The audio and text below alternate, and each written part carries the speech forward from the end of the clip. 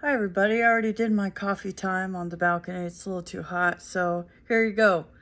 It's almost afternoon, so happy Taco Tuesday if that's a thing for you.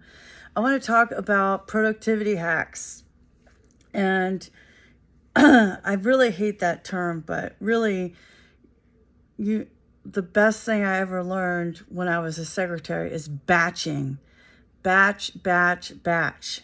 So part of this is because you don't want to be interrupted, but also you want to be in a certain mindset. So your accounting tasks, for example, do them all at once. I bill for the way my business works. I bill 7 days before the end of the month. That works for me, and then I do that. So I bill once a month, unless I have a new client, but I bill once a month.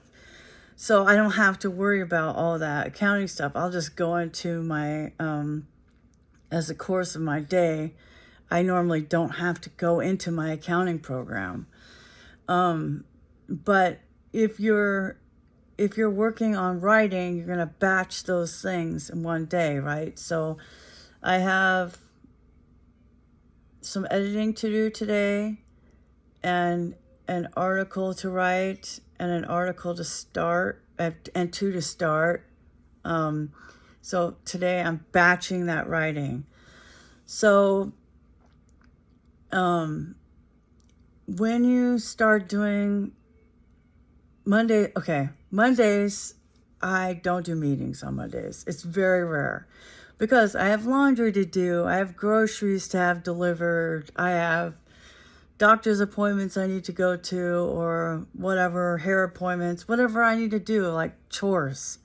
Mondays for chores, Tuesdays writing. I work Wednesday nights, Thursday nights, Friday nights, 8 hours on Saturday and Sunday at TJ Maxx. So when you get into that rigidity of a schedule, it's easier to get your stuff done in batches and harder to procrastinate when you do it that way. And I'm good at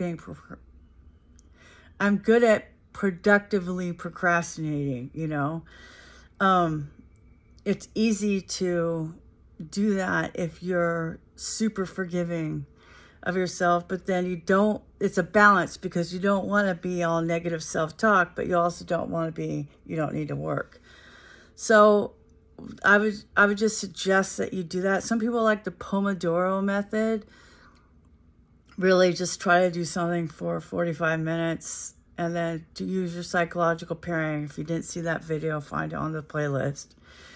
And then reward yourself. Or like with me, I have different kinds of clients. So I do a palate cleansing task, like you have sorbet in between courses of a meal.